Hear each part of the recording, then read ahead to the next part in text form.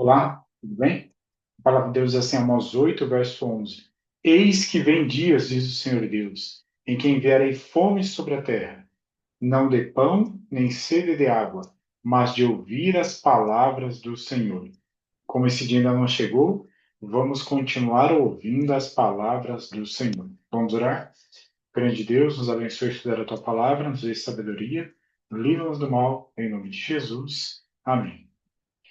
O título do nosso estudo de hoje é Peço que me mostres a tua glória. O estudo de hoje está baseado no texto de Êxodo 33 e Êxodo 34. Deus havia profetizado na época de Abraão que na quarta geração tornarão para aqui, porque não se encheu ainda a medida da iniquidade dos amorreus. Então, 400 anos depois, aproximadamente, o povo está agora já em direção a Canaã. O tempo de graça para os amorreus está terminando. Então, é isso que Deus tem a transmitir ao seu povo.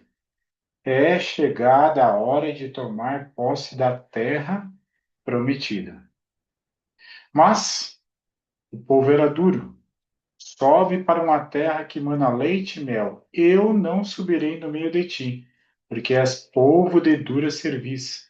Ouvindo o povo estas más notícias, pôs-se a prantear, e nenhum deles vestiu seus atavios, joias.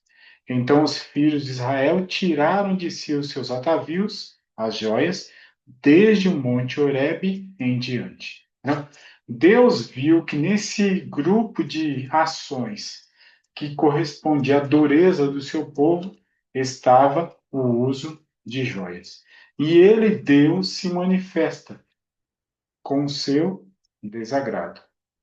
Porque fazes assim, te vestes de escarlata, te adornas com enfeites de ouro, e alargas os olhos com pinturas, debalde te fazes bela, os amantes te desprezam e procuram tirar-te a vida. Então, Deus vai no caminho contrário à vaidade.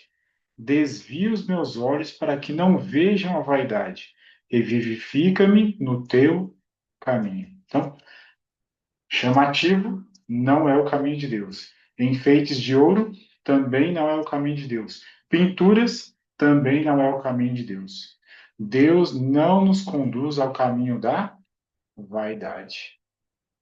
Trajar-se com simplicidade e abster-se de ostentação de joias e ornamentos de toda espécie está em harmonia com nossa fé. Então, simplicidade e não uso de joias e ornamentos. A moda governa o mundo e ela é uma senhora tirânica, muitas vezes obrigando seus devotos a se submeterem às maiores inconveniências e desconforto. A moda domina sem razão e exige sem misericórdia. Então, não é o caminho, mesmo que a moda conduza nessa direção, não é o caminho do Senhor. Qual é o caminho do Senhor? Distante da vaidade, simplicidade e não uso de joias e ornamentos. Moisés, então, arma a tenda da congregação. Ora, Moisés costumava tomar a tenda e armá-la para si fora, bem longe do arraial. Ele chamava a tenda da congregação. Todo aquele que buscava ao Senhor saía à tenda da congregação, que estava fora do arraial. Por instrução divina, a tenda que servia como lugar temporário de culto foi removida longe do arraial. Isso consistia ainda mais numa prova de que Deus retirara deles a sua presença. E aqueles que verdadeiramente estavam arrependidos eram instruídos a dirigirem-se para ali, a fim de confessarem seus pecados e buscarem sua misericórdia. Então, a tenda do santuário ainda não estava pronta, não tinha sido construída. Qual era o local de encontro? A tenda da congregação que Moisés ergueu longe do arraial. Então ele disse: Rogo-te que me mostres a tua glória. Respondeu-lhe: Farei passar toda a minha bondade diante de ti, e te proclamarei o nome do Senhor. Moisés está cada vez conhecendo mais o Senhor. Moisés está cada vez mais próximo do Senhor. E até o momento ele pede ao Senhor que mostre a sua glória. Deus, então, resume a sua glória através da palavra bondade. Quando passar a minha glória, eu te porei numa fenda da penha, e com a mão te cobrirei até que eu tenha passado. Depois, em tirando eu a mão, tu me verás pelas costas, mas a minha face não se verá. Aqui vemos um Deus da onde fomos criados à imagem e semelhança. Mão, costas, face. Nós refletimos a imagem de Deus. O homem deveria ter a imagem de Deus, tanto na aparência exterior como no caráter. Cristo somente é a expressa imagem do Pai, mas o homem foi formado à semelhança de Deus. Passando o Senhor por diante dele, clamou: Senhor, Senhor, Deus compassivo, clemente, longânimo e grande em misericórdia e fidelidade. A glória de Deus se manifestando através desses atributos de Deus. Moisés foi maior do que qualquer que haja vivido antes dele. Foi altamente honrado por Deus, tendo tido o privilégio de falar com Deus face a face. Como um homem fala a seu amigo, foi-lhe permitido ver a luz resplandecente e excelente glória que rodeava o Pai. Então, que face a face é essa que Moisés está falando com o Senhor? É a sua proximidade com o Senhor. E como o texto de Primeiros Escritos explica esse face a face?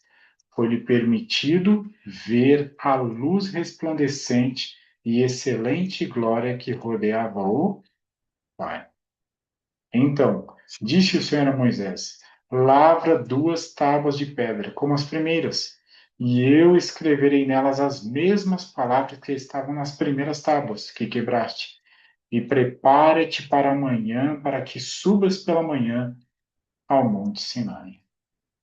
E ali esteve com o Senhor quanto tempo? Mais uma vez, 40 dias e 40 noites. Não comeu pão, nem bebeu água, e escreveu nas tábuas as palavras da aliança, as 10 palavras. Então, primeira parte do texto, a ação de Moisés no monte. Segunda parte do texto, a ação de Deus em escrever novamente os 10 mandamentos. Quando desceu Moisés do Monte Sinai, tendo nas mãos as 2 tábuas do testemunho. Sim, quando desceu do monte, não sabia Moisés que a pele do seu rosto resplandecia, depois de haver Deus falado com ele. Por essa luz, era o intuito de Deus impressionar Israel com o caráter sagrado e exaltado de sua lei. E a glória do Evangelho é revelada por meio de Cristo. Enquanto Moisés estava no monte, Deus apresentou-lhe não somente as tábuas da lei, mas também o plano da salvação. Era para impressionar Israel com a lei de Deus, o plano da salvação e a glória de um homem que esteve na presença de Deus. Eu e você hoje precisamos crescer no conhecimento, na nossa proximidade com o Senhor, assim como Moisés. E a vida eterna é esta: que te conheçam a ti, o único Deus verdadeiro, e a Jesus Cristo a quem enviaste. 2 Pedro 3,18. Antes, crescei na graça e no conhecimento de nosso Senhor e Salvador Jesus Cristo. A Ele seja a glória, tanto agora como no dia eterno. Vamos orar? Grande Deus, ajuda-nos a crescermos a cada dia em proximidade ao Senhor e no conhecimento do Senhor e da tua palavra. Abençoa-nos, livra-nos do mal, em nome de Jesus. Amém. Falando em crescer no conhecimento, próximo sábado, até o outro sábado, do dia 20 ao dia 27. Nós vamos ter a nossa Semana da Esperança, com o título A Verdade Revelada. Essa semana estará baseada no livro do Apocalipse. A cada noite, acesse o canal Teólogo Jean às 19 horas, desde o sábado à noite, e você vai ter ali uma reflexão bíblica para crescermos no conhecimento e na graça do Senhor. Deus nos abençoe.